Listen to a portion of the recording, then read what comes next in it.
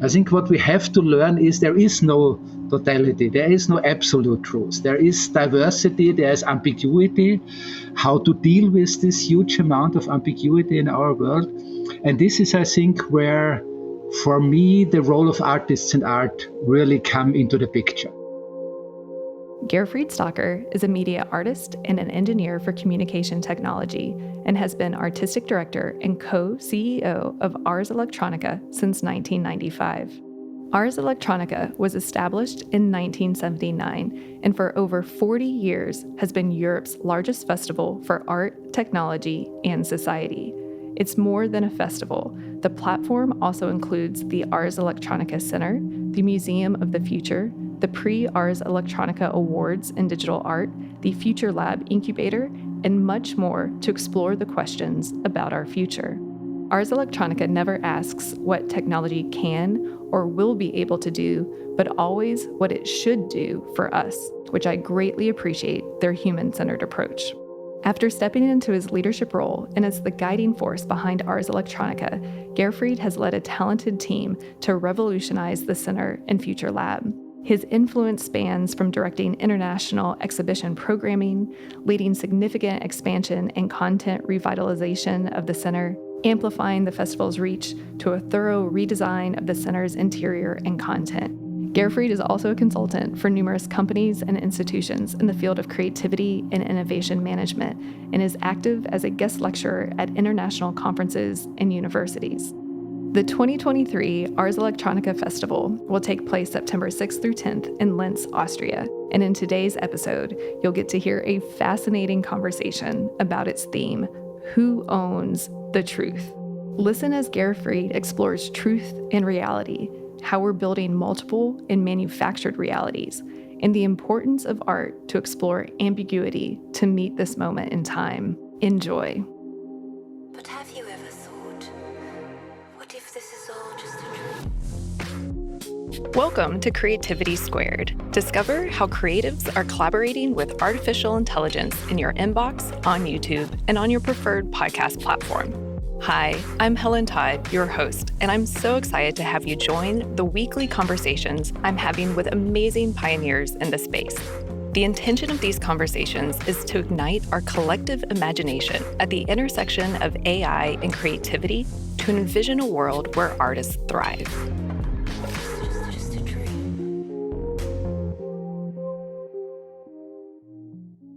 Gerfried, it is so wonderful to have you on Creativity Squared. Welcome. Thank you very much. It's a pleasure for me as well. Yes, it's been a long time coming. I've heard about Ars Electronica for a long time through all my friends in Austria, and then also Reeps One, who is actually our first guest on Creativity Squared. I know he's been part of the festival before too, and I'm so excited. I actually get to go this year, which will be my first time going. So I'm really excited. Yes. I can promise you it will be a very exciting experience just because of the really exciting, big and diverse community of people who are really deep into these questions and relations of technology, creativity, art and science. And it's really every year, I mean, might sound strange when I promote this in this way, but it's also for us organizing this event. It's every year. It's really one of the most exciting things to be together with all these people. This, enormous amount of ideas and excitement and inspiration that is happening throughout the festival. So I'm sure you will like it. Oh, I can't wait. And you all have been in the AI and technology space for a long time, even though I feel like a lot of the mainstream consciousness about AI impacting our lives really happened last fall with the onset of ChatGPT. But let's dive into this year's festival theme, which I find really interesting. And it's all about who owns the truth. So can you tell us a little bit about where that came from and why that's so top of mind for you and the organizers of the festival this year?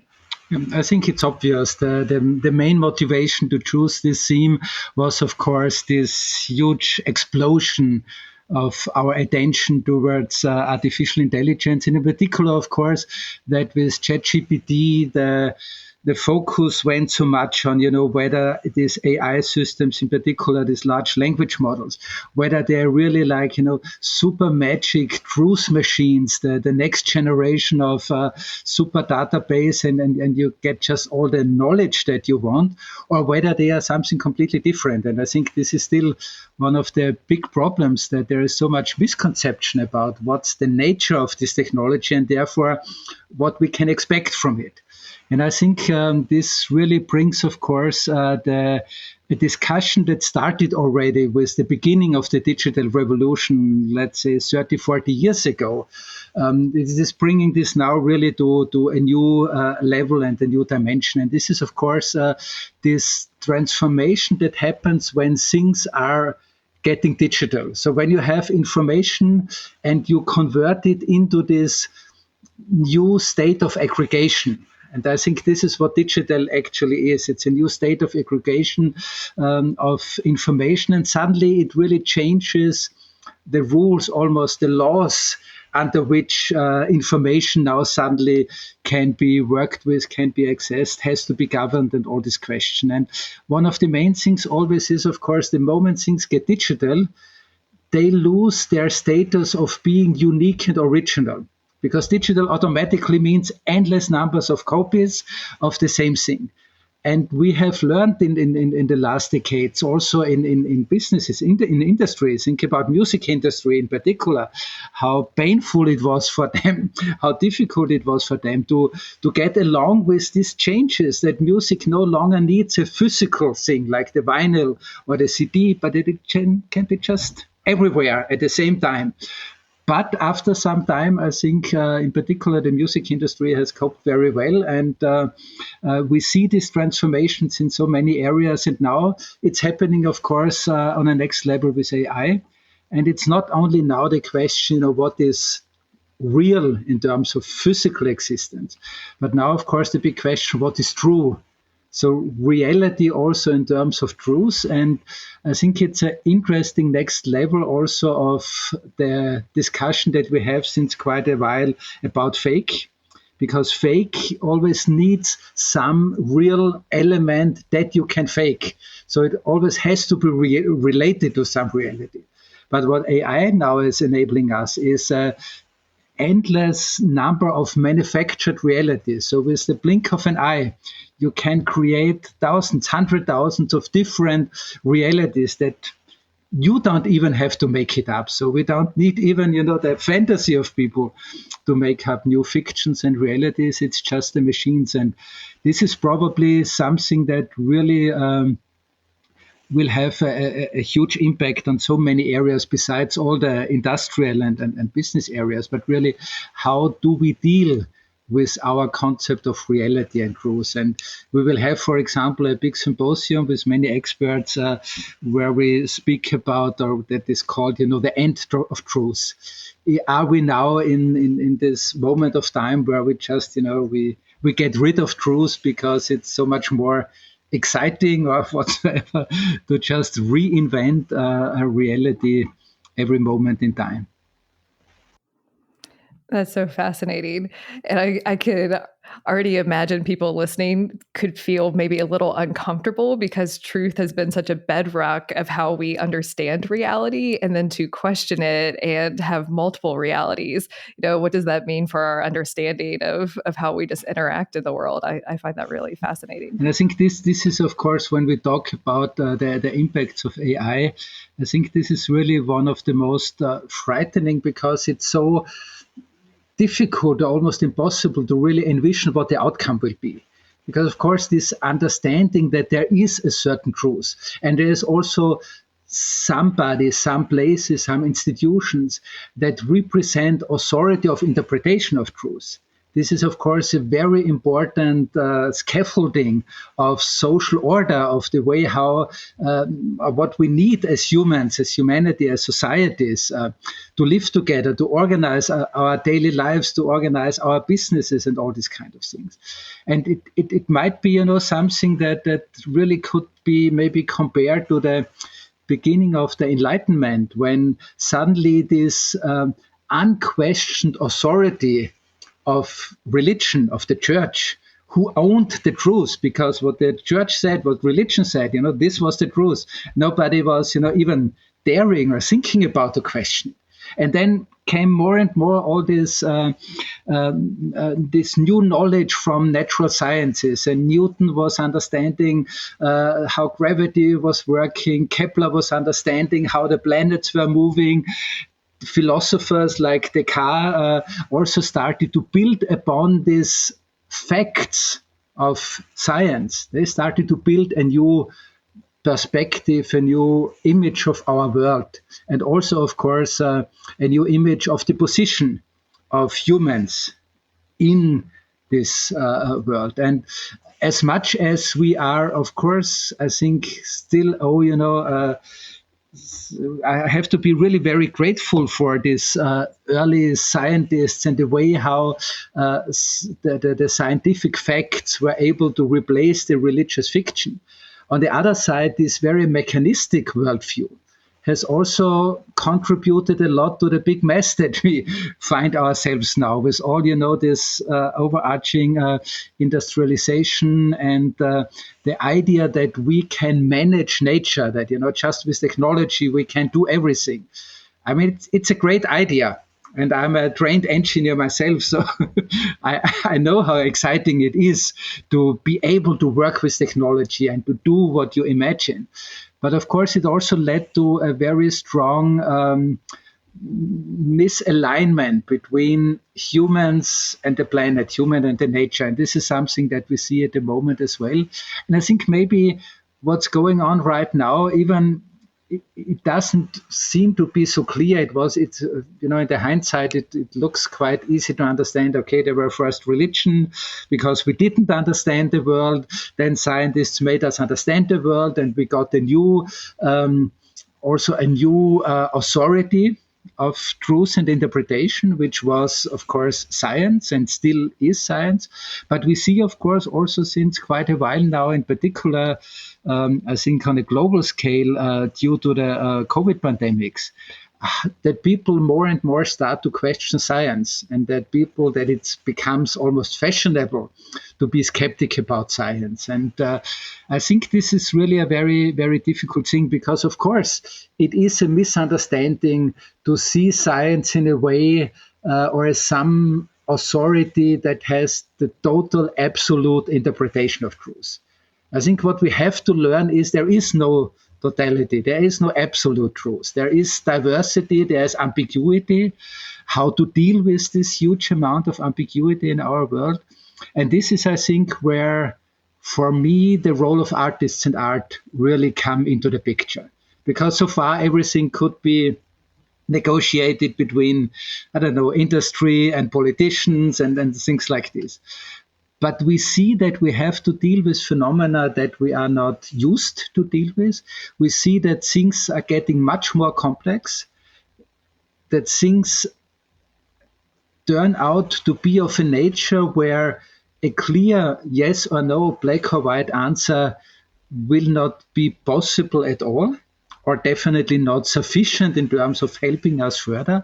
And of course, this is not new in humanity, in human society, in the thousands of years that we know about our history.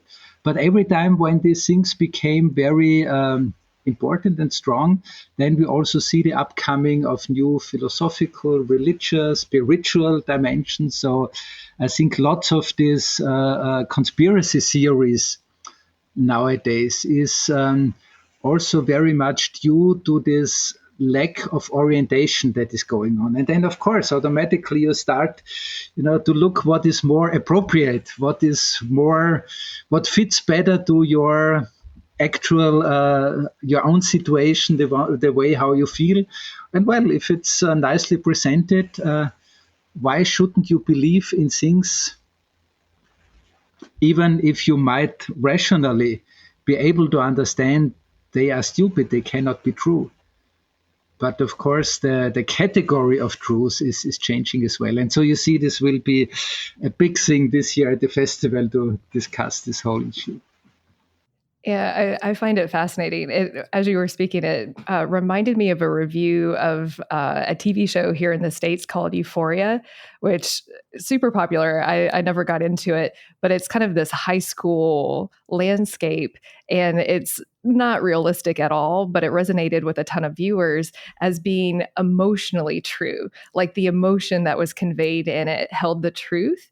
And it kind of reminded me a little bit of even Trump supporters that, he, probably does not honor what most people would consider truth, but the emotional resonance of what truth is, I think is interesting. So the emotional component to truth, I think, is an interesting thing to explore.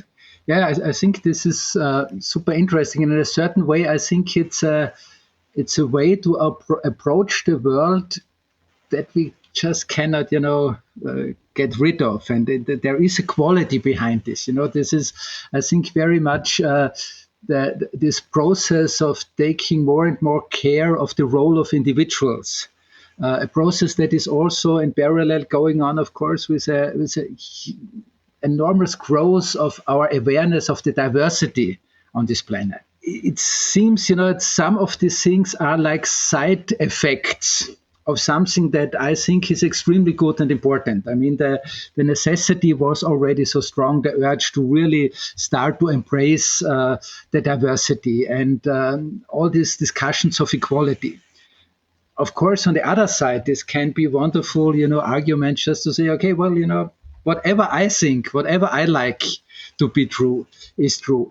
And well, so far so good. But then again, I mean, besides all these possible interpretations of our reality, there is still a lot of hard facts. There is science, and science is something that is based on evidence. The science, true science, well done science, is anyway not claiming to own the truth, but it's extremely important and wonderful tool of humanity to investigate our life, to understand our life, to understand our world.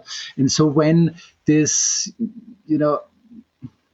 conditionality, or I don't know what the right English term would be, but this kind of everything is possible because I like it at the moment. It fits my lifestyle at the moment. When this takes over, we might very easily come, to a society that is very easy to manipulate, and this is, I think, what we see behind Trumpism, very strong. I mean, a society that is prepared for this, of course, can be easily manipulated, and that's unfortunately not only a phenomenon in the United States. We see this on a global scale in different flavors. So I think, again, this is now, for me, another point where art festivals, cultural events really have a kind of responsibility to go into these topics, because we won't be able to solve this just with a clear yes or no decision. So we need to learn to deal with ambiguity, to be open to any possibility, but still to be very clear on, what's right or wrong. And even, talking about this makes me confused, because it's which is, of course, the nature of ambiguity. I mean, we are so trained to say, at the end, there will be always some right or wrong. There will be always some black and white. And probably art is one of the very few areas where there is space for ambiguity, where ambiguity even is maybe a source of the excitement of art. I mean, we know this, for example, from music, the tensions that are built up by harmonies and dissonances, and then how you solve a dissonance into harmony. I mean, and how you solve ambiguity of harmonies into expected harmony. I mean, these are the moments when we say, "Oh, is this beautiful?" So. It's not just, the quality of art is not just in the beautiful result. It's in the way how we get to this moment of beauty. And the moment of beauty always goes through an experience of ambiguity.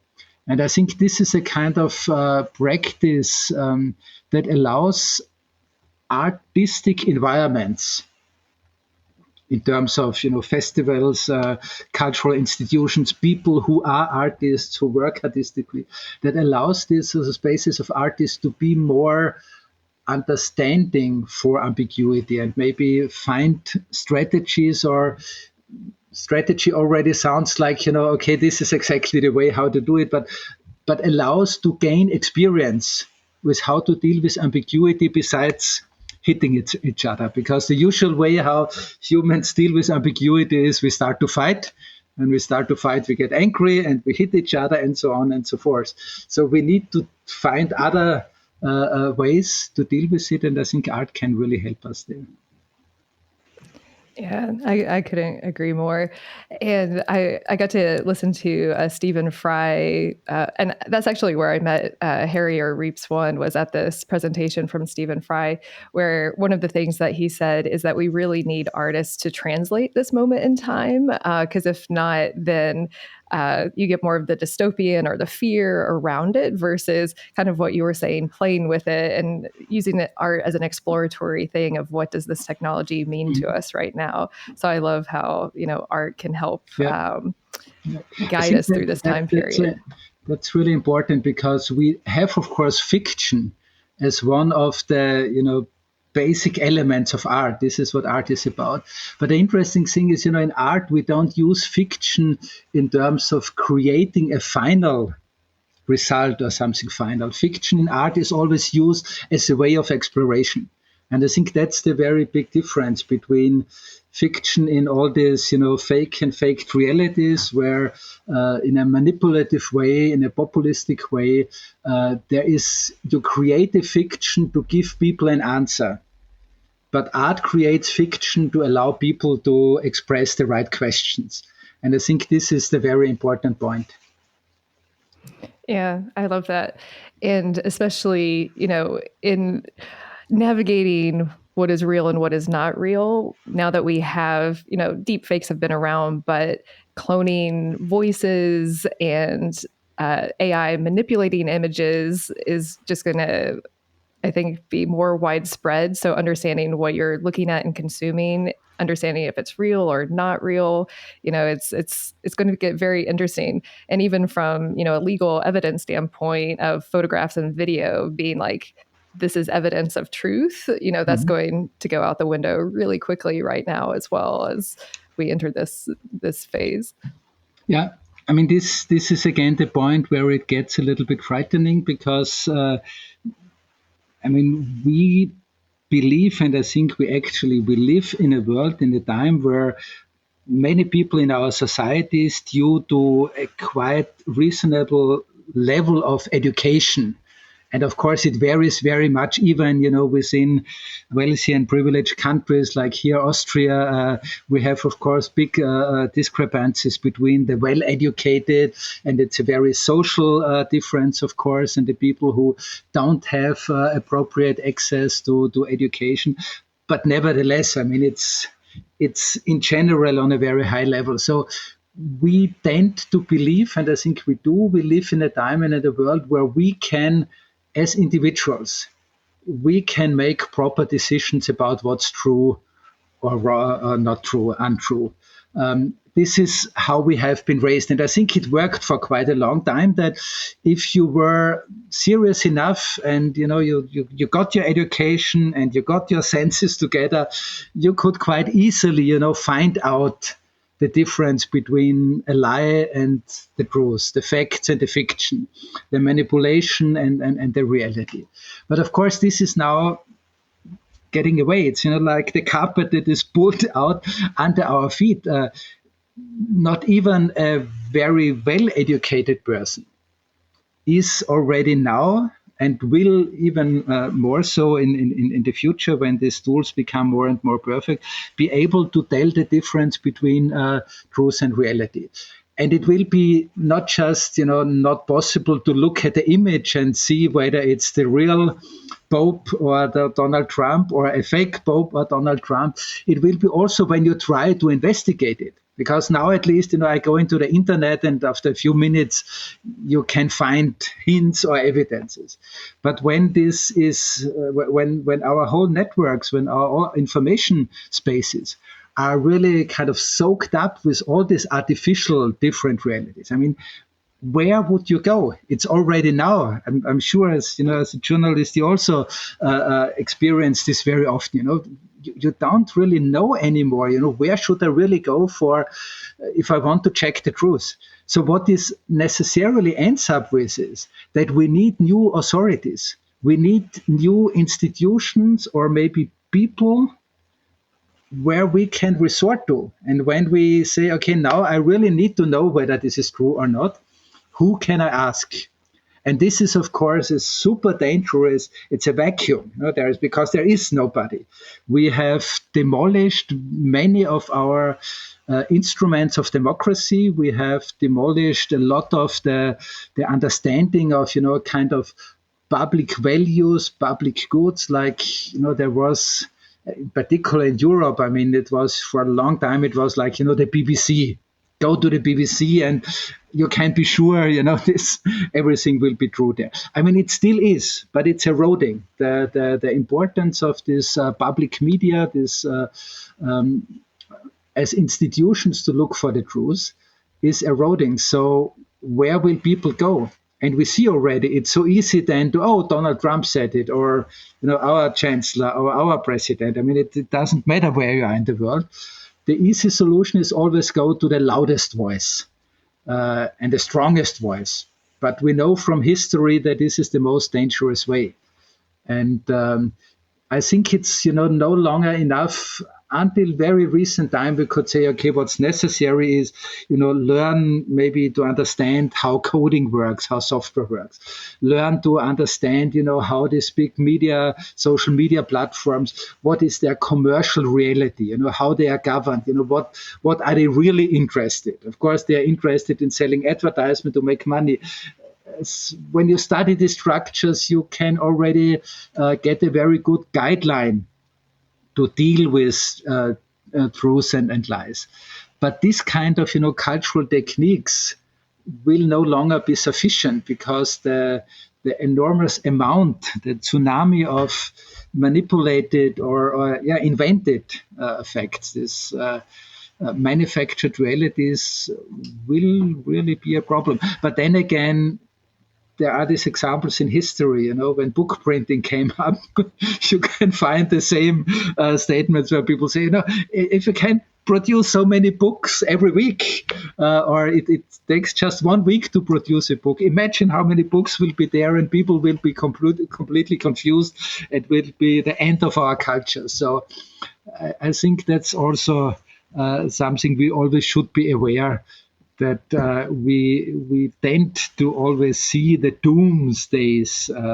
We should probably more focus on our possibilities and our responsibilities to prevent the doomsdays. And this is what I think for the present time and for the coming years is probably the most important thing for us as individuals as well as society.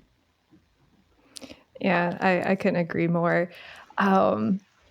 And one thing that you said that was interesting is, also in the description of the theme, is the rights and obligations of digital citizens and how much our offline and online worlds are blurring. And you just mentioned that there's the institutions are crumbling, but we don't really have, in my mind, adequate institutions at a global scale. Because even if you look at social media right now, depending on which country you live in, you have different digital rights. Europeans with GDPR have the most digital rights. So even though we're accessing the same platforms, we're coming to it with different digital rights in that regard. And I thought it was actually really interesting that Facebook, and it was actually forward thinking that Facebook established the oversight board, because I thought that was actually, a good approach, except for that it's a derivative of Facebook, and Facebook almost like a child telling a parent, like, this is how you're going to parent me. But in the realm of imaginative institutions, I thought it was an interesting step forward. And OpenAI has a grant out now, or the application just closed, of what's novel and innovative ways to regulate AI. But I haven't seen, a global effort to put put together or coming together, how do we want to regulate the internet, or what are the guidelines or institutions that we want? Have you seen anything, or what are your thoughts on, a global effort in this space from an institutional standpoint? I mean, there are these two problems. The second one of them is what you mentioned, the global dimension of it. We are so unprepared to deal with topics on the global dimension, because we are, and we, when I say we, I mean, like Europe, United States, Japan, Korea, Taiwan, maybe so the rich industrialized small parts of the world, that we are so used that we own this authority of interpretation. We don't always act in the best way, but we would at least know how to do it. This is the kind of understanding we have for ourselves. So the moment we think about global, we immediately have hierarchies in our mind. We think about the powerful, the rich, the successful, and the poor, and whether, we look down at it, or whether we, in a kind of paternalizing way, think about them as, oh God, these poor people who have nothing to live. As always, and it's super difficult. I think everybody who is true to him or herself knows that even when you really try, we are so impregnated in our Western culture with this hierarchical perspective that finding global dialogue and really creating global institutions or authorities that we really take serious. Not this kind of globality where we say, okay, we have the money, so we establish now, an international courtyard according to our understanding of rules, how to govern climate change or artificial intelligence or something. But really global in a terms that would give everybody an equal chance to get it right and get its perspective. The second thing is very much, I think, the problem. We have been discussing so much about how terrible it is to lose privacy with digital world. But what we really have overseen completely is that in this process, we completely lose the public.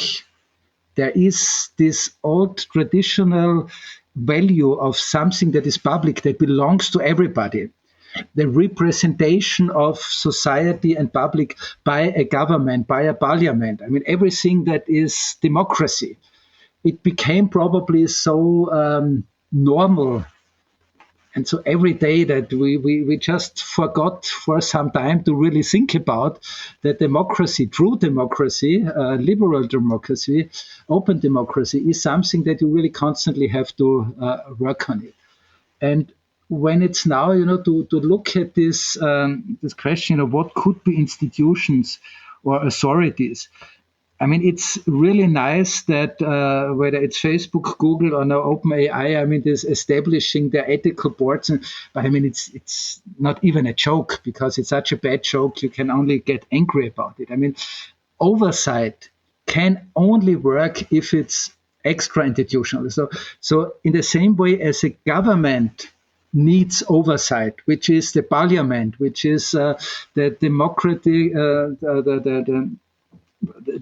these people who are elected by the people, and then they are the parliament and they are there to be the oversight of the government. The same thing is, of course, with companies. In particular, when it's these super big and powerful companies, no way that they could really be the authority of oversight. It's good that they build up these teams as a kind of consultants to the management, as consultant to the developers and inventors and so forth. But we need independent institutions.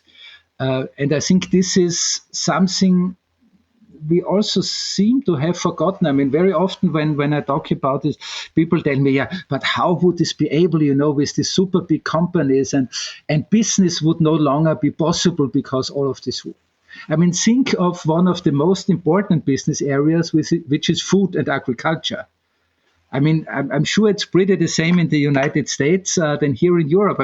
Millions of officers every day swarm out to look at every food stand, at every burger shop, at every supermarket, at every restaurant, to make sure that there are certain levels of hygienic measurements done to make sure that when you go there as a guest in the evening in the restaurant or to a food stand in your lunch break or to the supermarket, that you can be basically very sure of that things won't harm you. Think about all the car industry. I mean, how many rules and regulations do you have undergo until you are able to a car that is manufactured in Asia or in the United States to send it to Europe or the other way around? So we have examples of successful businesses, and we could probably add a lot more, where we have a very strong regulation and it's not damaging economy, it's actually supporting the economy. Because at the end, it's all about true trustworthiness. You need to be able to trust that when you enter a supermarket or a food stand or a restaurant and so on, that their prime intent is not just, to rip off your money and they don't care whether you get sick or not. So I think even if it will take some time, we will be able to do this. And the European Union has been really at the forefront of this with the GDPR. I mean, we have now big difficulties with the European AI Act that is strongly influenced by the big companies. So we are not very happy with how it went so far. But it's always a process. And for those who aren't familiar with the European AI Act, can you kind of bring everyone up to speed where it was and why you're not happy with it? How many more hours do we have? Maybe more the elevator version. Yeah, I mean, the elevator version is harmless. One can only say, okay, the European Union understood that it's important for two reasons: to build up a kind of basic regulations. The one reason, of course, is because Europe is really afraid of losing any chances to compete in the global market. So it's very much about the digital sovereignty of Europe and the European states. And the second one, of course, is to protect people from it. And basically, they were on a very good way to develop this until beginning of the year when ChatGPT, this big boom, changed every discussion and every opinion about AI. And so they, in many ways, they had to start again. So there is still very interesting things there, I think, that are really going in the right direction, like really regulating the way how face recognition and this kind of biometric identification systems, that they cannot just be applied to any public space. You need a good reason. You need a court to give you the permission to do it. So you cannot just put on cameras and have mass surveillance like it's happening in China in many cities. But in terms of really understanding what has to be regulated, I think we still have this big problem. We don't really see that what we need to regulate is the companies, the people who develop it and who decide about the applications. So it's so much easier to say, well, let's think about some rules how to regulate the technology. But and I think this is quite a big problem, and it would really take much more time to elaborate about it. And I'm not totally negative about it. I mean, it's an important first step. We just cannot now say, okay, fine, it's done. But I think this is clear also to the policymakers in Brussels. And I think it was very important at the end that they made a first draft and the first also set of regulations, so not just a draft anymore, as a starting point. And it will be, of course, endeavor and a challenge for the coming years, no doubt about this. Yeah, well, I'm very pro regulation in general, so I'm very curious how it will play out. Well, and one thing that I really love about Ars Electronica is that it's art, technology, and society, and that you really, focus on the society portion too. Can you share with our listeners and kind of expand how you think about that and looking to the future, how they should all support each other? Mm-hmm. Well, we have this super lucky, privileged situation that already in 1979, 44 years ago, 2 years before IBM brought the personal computer to the market, 3 years before Sony brought the first CD player to the market. So really, stone age of digital world. There were these clever people, a scientist, an artist, and a journalist who came together to develop a new art program for the city of Linz. And because they were a scientist, a journalist, and an artist, of course, they couldn't really decide so easily, should it be a scientific conference, an arts event, or just, a big social entertainment.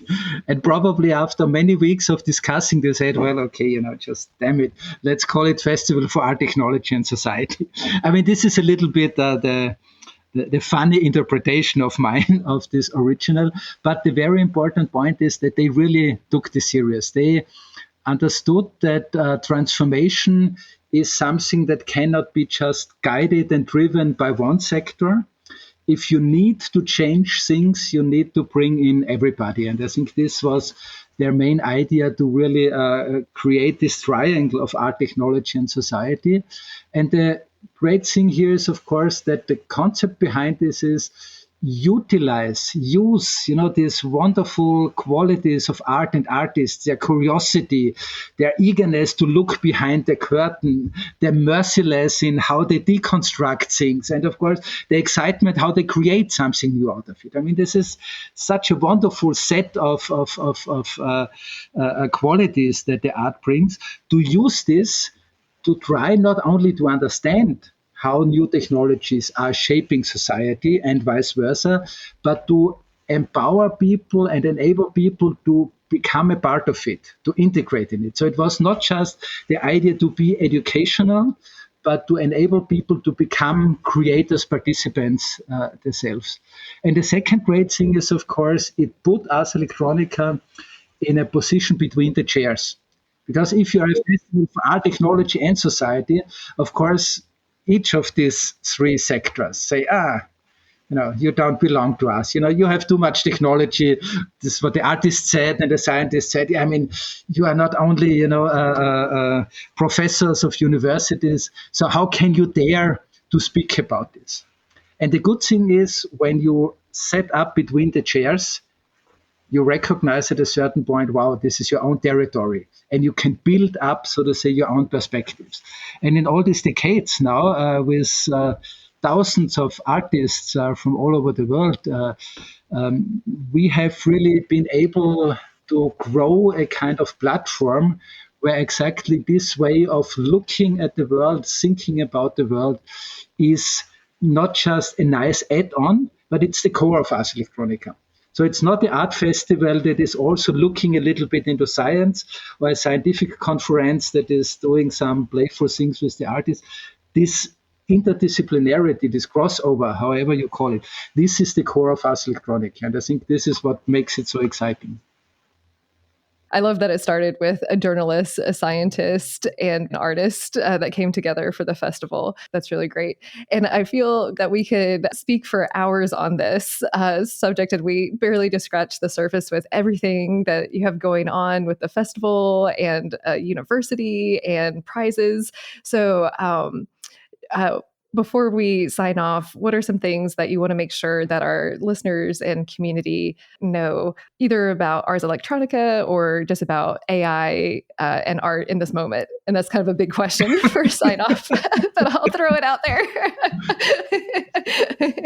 Well, as I think it's happening quite often with this, super interesting topics of how technology is related with social developments and innovations. Of course, we have wandered out in many areas.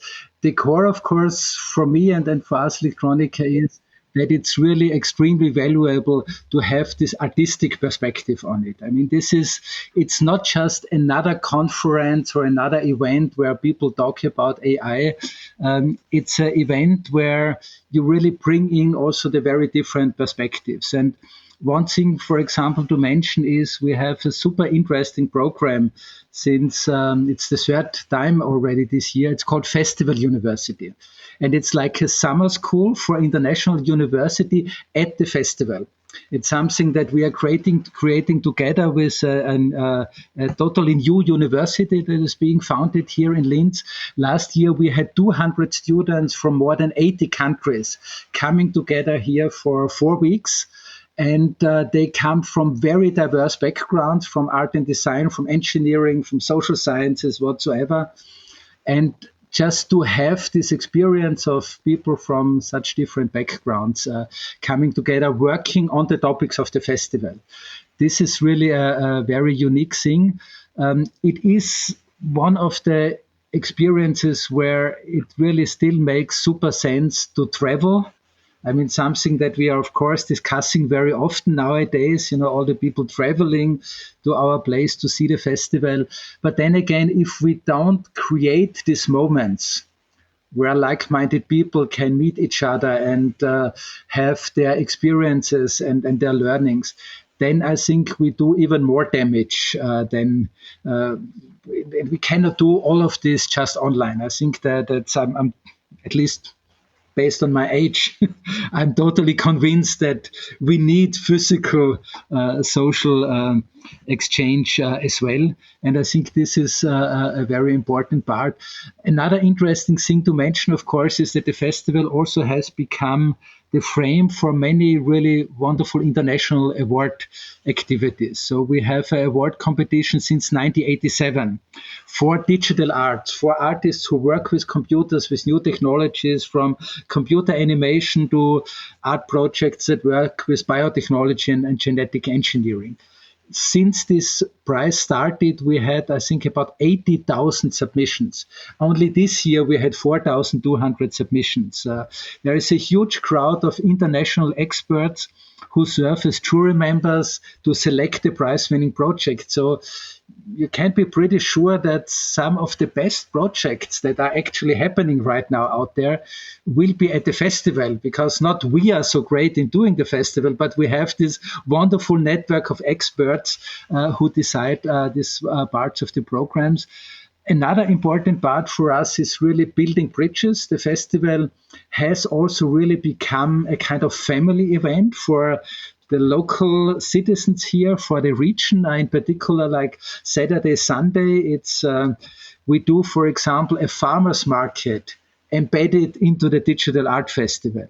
We have a concert night where the symphony orchestra is playing together with digital avant-garde musicians. So it's really about looking into the diversity and giving the diversity a platform where it really can happen. And so the only thing I can wish for that we will have another 44 successful years. And if you can't come this year, I can promise there will be another opportunity next year, but I would recommend to come this year. Yeah, I love it. And I'm so looking forward to being there in person, and especially hearing more. I'm really curious how the artists are going to explore this theme about truth and multiple truths and the plurality and kind of the nuance and ambiguity in it. Well, last question is, since you're so well versed and have been in the space so long of AI and creativity, do you have any predictions and the tech is moving so fast, or wishes as we are in for this moment in time? Well, I think in particular, it's super important that the artists, the people who are, and it's difficult to describe it like this, but to be on a point, who are the real creators. I mean, we have so many content production nowadays, and many areas of content production, that's obvious, can be replaced by AI. But then I think there is a certain level where it's not just enough to press a few buttons to create something that looks nice or sounds nice. Art always is a process of investigation. of research, of diving deep and going beyond the obvious. And if these people are, embracing AI, I'm totally sure that super new things will come out, and that at the end, I think that's maybe one of the few possibilities we have to mitigate the dangers as well. I mean, one thing, of course, is important to raise the awareness about the difficulties, about the dangers. The other thing is to work hard on examples, on possibilities that not only show the benefits, because it sounds immediately like advertisement for it, but that utilize the benefits, utilize it for your own possibilities. And I think this form of critical awareness and creativity coming together as one of the really characteristics of what artists actually are and what artists are doing. This is the really interesting thing. I mean, any other prediction in this area, of course, is super speculation. I'm just pretty sure that artists will find interesting ways working with it. Much more interesting ways that we have right now. I think that's also important. At the moment, most of the projects are in a very early stage. It's very early experimentation, which is necessary. And I'm super happy and proud of all the artists who go in this area. And there are great, exciting things already there. But this is the beginning. Well, I have one more follow-up question, because I'd like to ask this question of, have we seen the Citizen Kane of digital art in the same way that Citizen Kane made us really rethink the entire form of cinema? Have we seen an art that's really made us rethink the medium of digital in a way that's transformative? I mean, I would say immediately yes, but I know then you ask me who is there. We should never do this as a festival organizer and festival curator. So the diplomatic answer is, of course, yes, there are many of them. And also Citizen Kane as one of, these movies that really, so to say, showed us. I mean, also to understand what Citizen Kane showed us, we needed, many of these other experiments. And Citizen Kane was, of course, maybe one of the best well-knowns. But the moment you start to think, what other artists, I mean, just think of, like the French Louis Buñuel and people who really reinvented not only cinema, but created a completely new art form of expression out of it. Course, commercially less successful, but I think it's the multitude of approaches that we have. And if we have the Citizen Kane, I would be anyway immediately skeptical, because I think, this is too mainstream. This cannot be really. I think that's the best answer. I love it. Well, I feel like we could talk for hours, but it is such a pleasure. Thank you so much. It's really great to have you on the show, Creativity Squared, and I look forward to meeting you in person in the fall, hopefully. Yes, thank you very much. It was really enjoyable to talk about our activities, and looking forward to see you in September. Thank you for spending some time with us today. We're just getting started and would love your support. Subscribe to Creativity Squared on your preferred podcast platform and leave a review. It really helps. And I'd love to hear your feedback. What topics are you thinking about and want to dive into more? I invite you to visit creativitysquared.com to let me know. And while you're there, be sure to sign up for our free weekly newsletter so you can easily stay on top of all the latest news at the intersection of AI and creativity. Because it's so important to support artists, 10% of all revenue Creativity Squared generates will go to ArtsWave, a nationally recognized nonprofit that supports over 100 arts organizations. Become a premium newsletter subscriber or leave a tip on the website to support this project and ArtsWave. And premium newsletter subscribers will receive NFTs of episode cover art and more extras to say thank you for helping bring my dream to life. And a big, big thank you to everyone who's offered their time, energy, and encouragement and support so far. I really appreciate it from the bottom of my heart. This show is produced and made possible by the team at Play Audio Agency. Until next week, keep creating.